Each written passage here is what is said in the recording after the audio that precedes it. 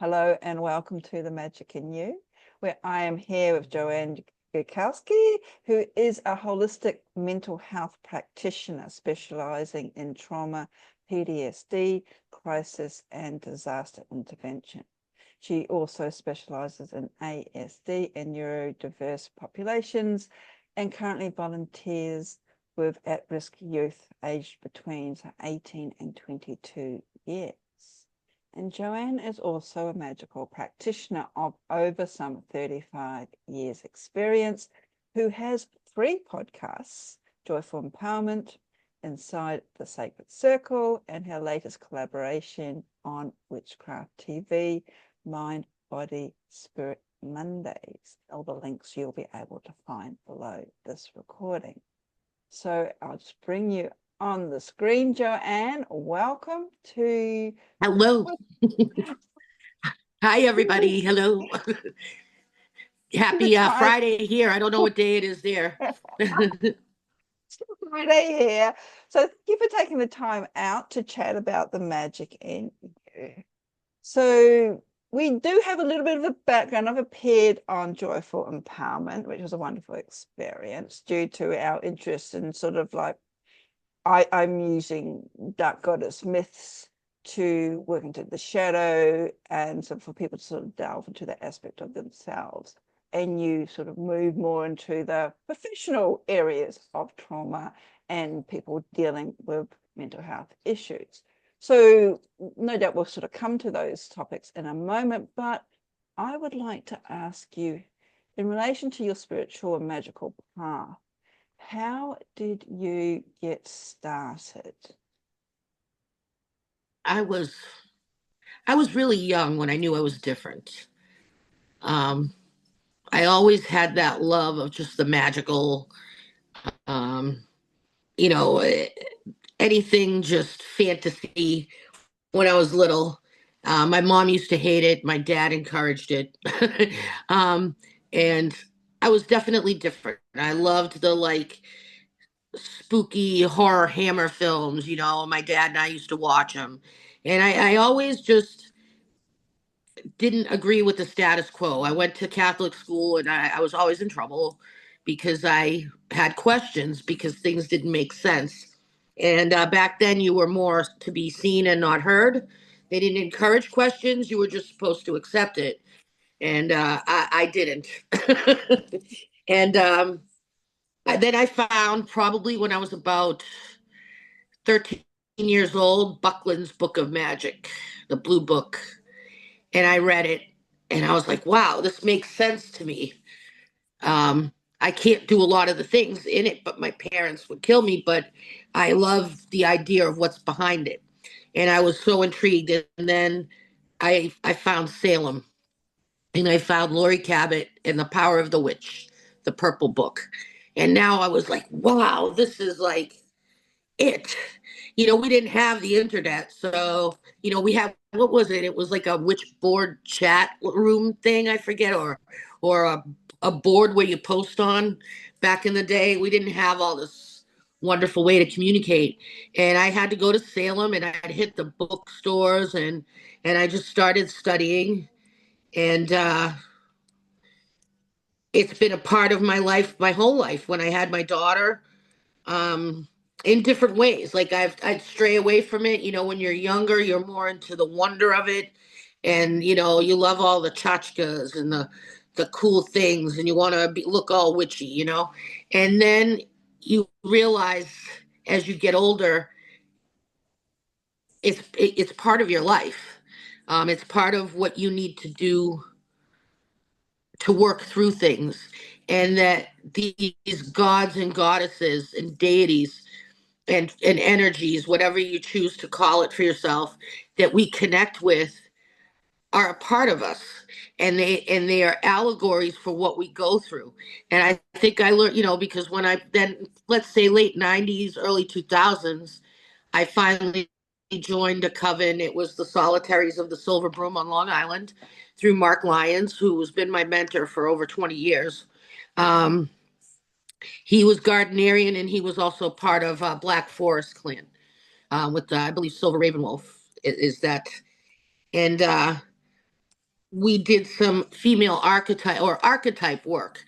And that's when I met Demeter.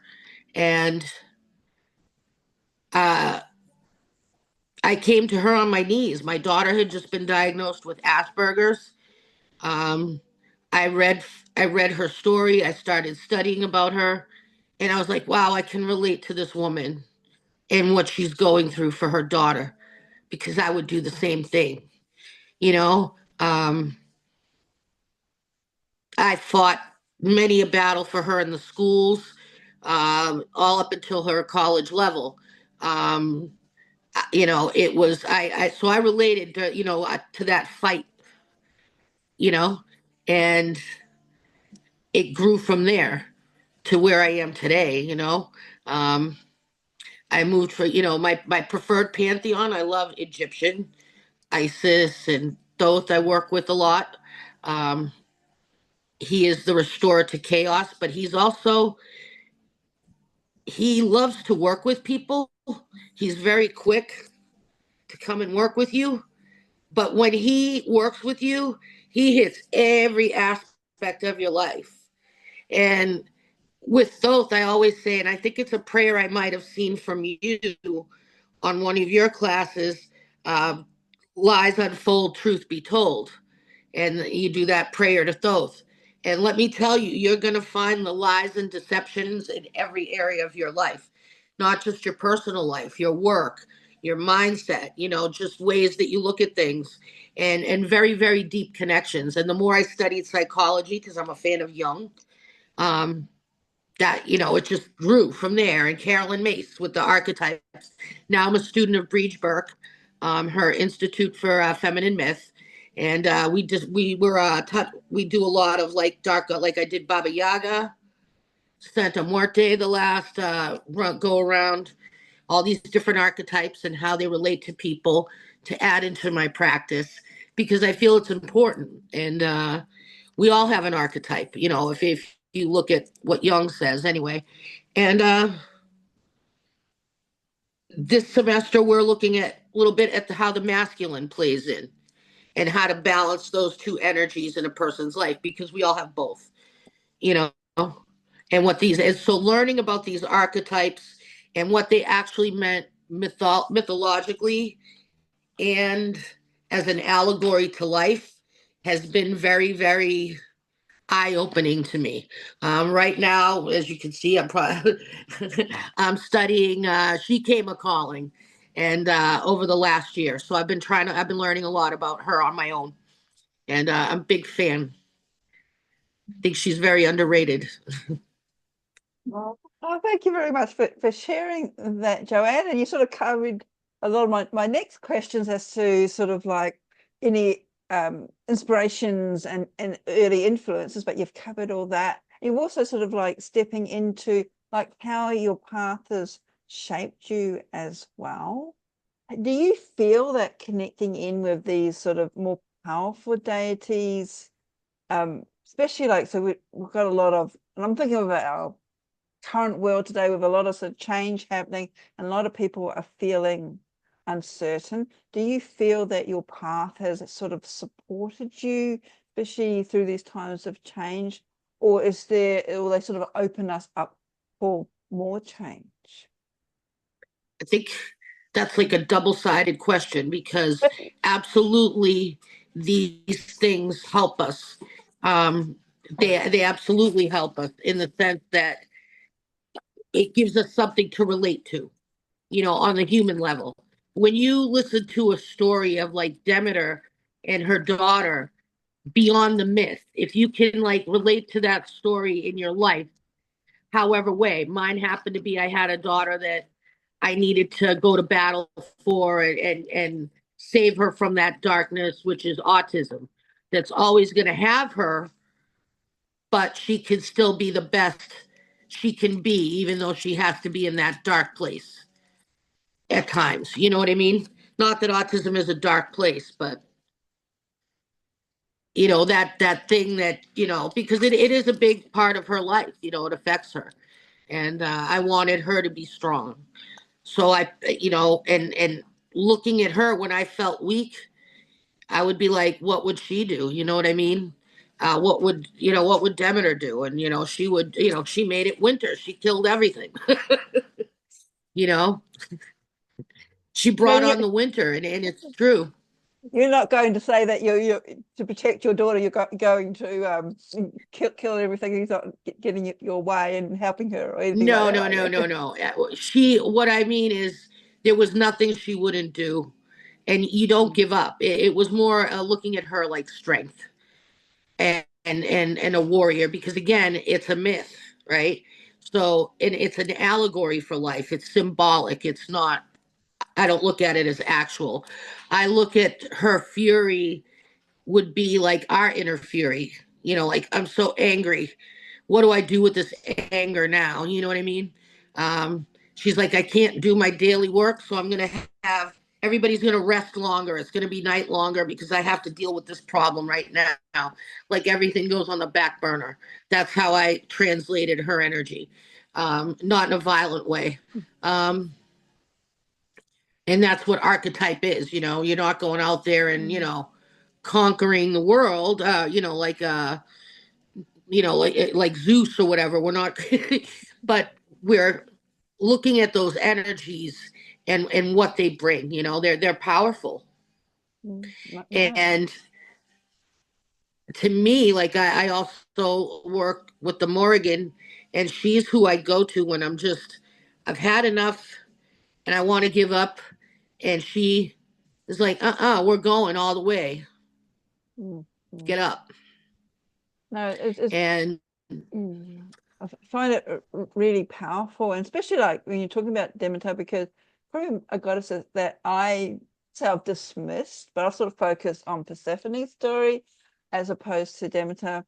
And I think the connection with you, as you said, being a mother, and that whole concept of loss, as your daughters, as you said, in the dark space, in the underworld, and how you can sort of bring that healing I was one of to. the few people that picked her too. Yes. Yes, I think she sort of has been classified as, the overbearing mother. I know that's sort of a way that I sort of seen her as well, but you've just shown an interesting alternative viewpoint. And I think this is the whole point when people are looking at the myths or these sacred stories, is that there are many ways of looking at them. And depending on where we are, that's even through our own interpretations, they can offer us a reasoning or inspiration, or even just a space where we can be ourselves and go through whatever we need to go through. Absolutely. I know through studying them, it's helped me learn a lot about different how people are, you know what I mean? And how these archetypes, you can start to see them in other people. When you start really studying, you look at people and you're like, wow, that energy is there, you know? Mm. But Mm. you have to watch out because, like we just said, they're dual sided, right? So you have to be in balance. You have to balance yourself out, because you can't go too far in either. Too much of a good thing is never good either, my grandmother used to say. So yeah, yeah, and that's what I go by that. You want to have that balance, because they have dark energies too. Mm. Oh, Like I definitely. said, Thoth will help you, but he'll help you get organized. But you're going to hit every aspect of your life that needs some kind of truth revealed, whether it's a personal truth, other people being untruthful to you. You're going to see all the deceptions around you open up. And sometimes we are so caught up in our own little bubble, we don't realize that it's like using my art, say universal truth. And universal truth isn't, as you just said, the lens that we look out of. It's universal truth. And having that mirror reflected and being almost forced to take responsibility for our own actions, our own role that we've played, can be rather humbling, shall I say, being knocked around. A It reminder. is definitely I've had a big, probably since from 2020 to now, I've just really delved into just a lot of my own stuff. And I've tried to make connections with the divine feminine. And the ways that I've been doing this is through my magical path, through studying from women like you. I study a lot of your stuff on Udemy. I work with Briege. I'm studying at Temple of Miriam the Prophetess with Dr. Jeremy Weiss. I'm a minion there. We're studying Jewish mysticism, Kabbalah. I'm learning. I have to. I have to keep learning. I have to keep my mind open. And the message that I get right now is for people, and just keep focus on what you can manage, like what's within your grasp, what you can change. Focus on that and keep doing, appreciate the moments, um, savor the moments, be present in your life and do what you need to do and portray what you want to see in the world. Because what I have learned over the last 4 years is that who you are inside really makes up a lot of your circle of what's going to be around you. What you hold inside manifests in your outside world. So if you have a lot of bitterness, a lot of sadness, a lot of despair, and a lot of anger, and you live in that space, you're going to find more of that on your outer world. And I've proven that to myself. So that's why I can say that that's what happens. Because I've noticed that since I've changed things and I had to cut out a lot of people, a lot of places, a lot of things, family included, I just learned a lot. And now my thing is I want to be unapologetically, authentically me. That's my new thing. Or my thing, I should say, is I just want to be me. I don't want to fit in a box. I'm tired of being a square peg trying to fit in a round hole. I'm just going to do me. And I want to help people get through their struggles and, you know, mind, body, spirit. Nothing's going to change unless you work on all three. And I'm a therapist. I'm not saying you don't need to go to therapy. That's not what I'm saying at all. That's one piece. But you can't go to therapy and then go out and drink a case of beer and then say, well, nothing's changing. It doesn't. Okay, well, gee, why? So you need to change that lifestyle. Well, how are you treating your body, your health? Do you have a spiritual life, even if that spiritual life is no spirituality? Do you have an outlet? And then that's where you start to get well, I don't have time to meditate. I'm like, do you have 20 seconds? And they're like, what? I'm like, do you have 20 seconds? I guess so. I said, okay, tomorrow we're going to do a little, I'll inbox you a little exercise and tell me what you think. I said, because I think a lot of what people think, they overcomplicate it. They're like, I got to meditate. I got to have this practice. I have to sit outside in the candle. And that's, yes, that's one way to do it if you would like. But, most of us aren't actual gurus all day. We have jobs. And sometimes really all you need is 20 seconds. So I made these videos of different waterfalls, the ocean, or it could be horses in a field, whatever.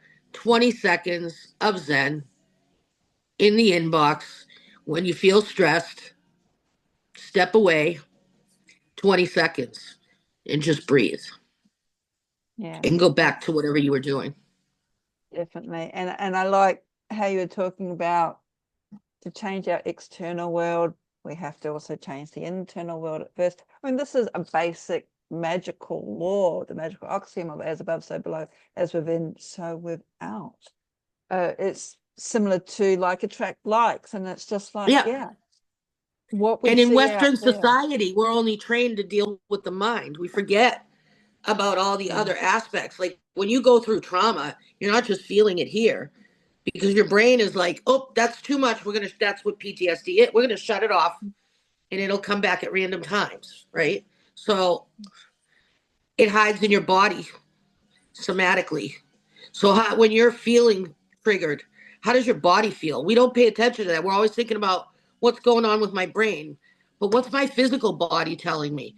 How do I feel spiritually? Am I praying? Am I crying? Am I desperate or alone? Like, do I need fellowship? Like all these different things. Oh yeah, definitely, definitely.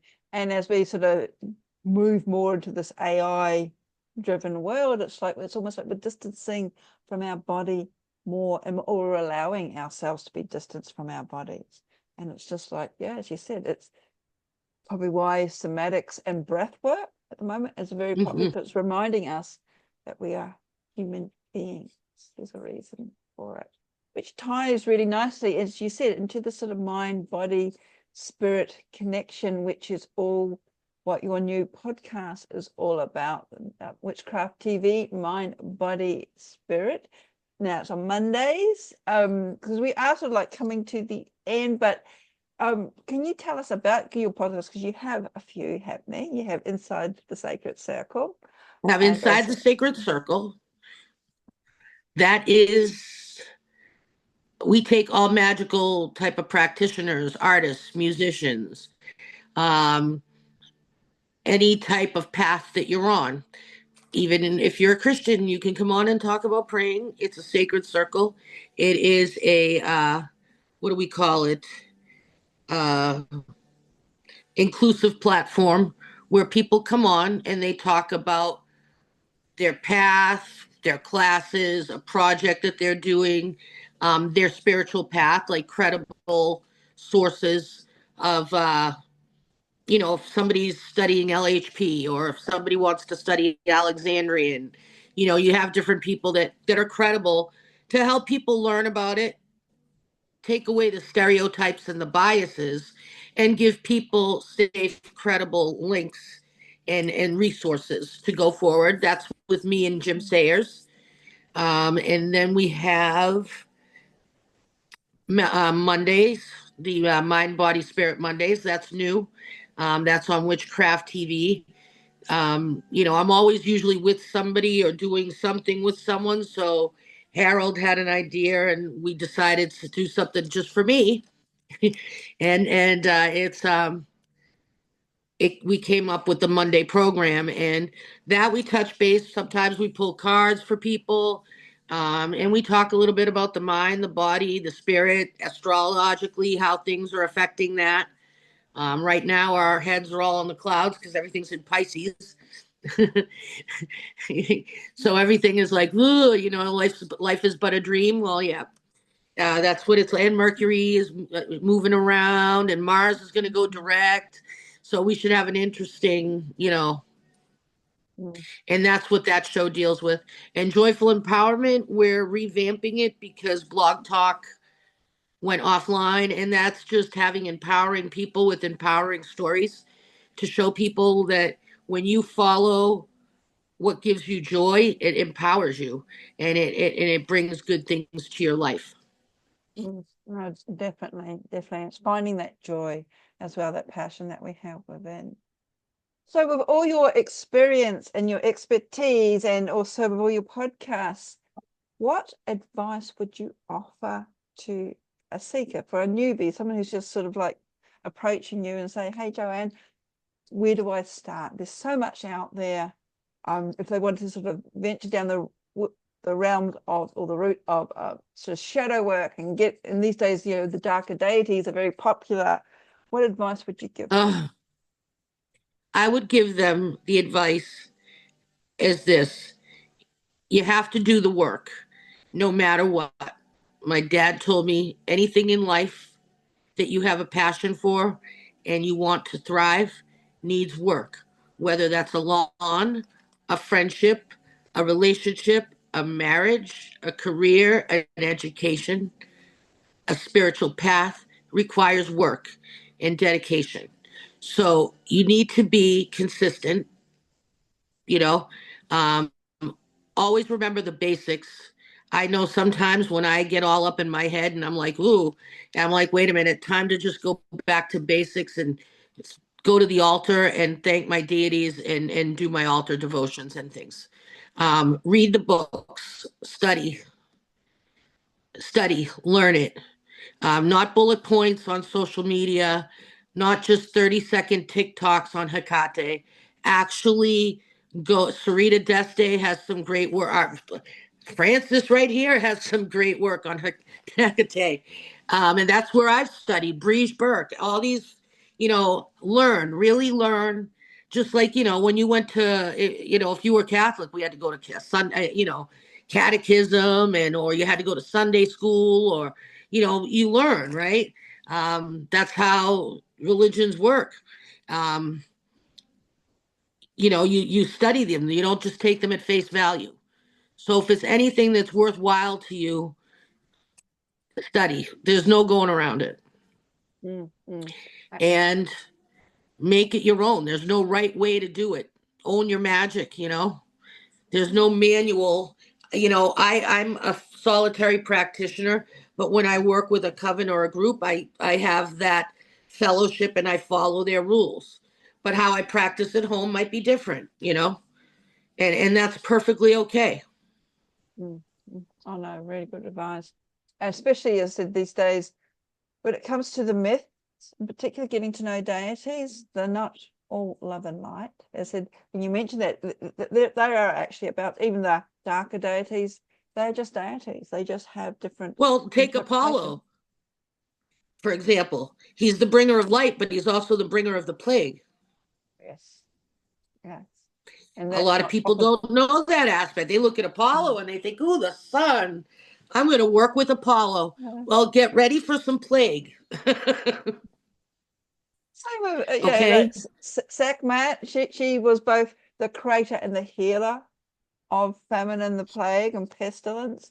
A lot of them have this duality about them that we just need to focus on. Pan. Everybody goes, "Oh, fantastic! Lusty Pan." He's the core of panic, pandemonium, and it's just like read the myths about how he turned. Or even watch the movie. That movie was creepy, but no, I work with Loki. I mean, he'll restore order, but be prepared for some mischief and more things to go wrong on the way. Like you know what I mean.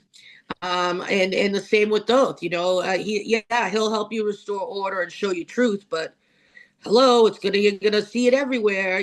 So you have to go with experience. That's why you want to work with somebody that's experienced. You want to study from people that have done the work. Oh, definitely. Yeah. And these days there's a lot more out there available for people to look for, to seek for, than back in the day when we were taking the tentative steps along the path before the internet. So Joanne, we are coming to the end of our time. I'd like to say thank you very much for coming on board and sharing the magic in you, and also about your podcasts. And the links will be both below for people to check out. And do you have anything else coming up in the next couple of months that you want to sort of share to our audience? I'm trying to build my I'm trying to figure out how to work my holistic practice out more. And so that's what I'm trying to focus on. I'm doing some more work with ISFM. I'm still finishing my studies there. I'm actually doing a project on Baba Yaga and who she would be if she in the modern world, because there's another archetype that when I actually sat down and learned about her through Joanna, the professor, I was just like, wow. I just learned a new respect for Baba Yaga. And she's not a goddess, actually. She's a character, or what was a character, but she's definitely an archetype. And amazing stuff. That was powerful. So you learn so much, So I'm finishing up things like that and trying to put myself in a direction, I thank you for having me on here. I probably am like a boring person, but you're not. Yes, that's it. I've learned something new. I've got a new respect for Demeter. So it's just like, I might have to go out there and just give her more than just a few grains of corn. And it's just like, yeah, sit with her as she teaches us all a new lesson. Thank Yeah, you when you again. have that project that's hard to tackle and you want to give up, or that thing, or you know what I mean? Definitely that. You And go to it's her, because everybody goes to Hestia and Vesta. And I'm like, and Mark was Demeter. He's like, that's interesting. Oh, definitely. Definitely. So once again, Joanne, thank you very much for sharing the magic in you. Thank you for having me.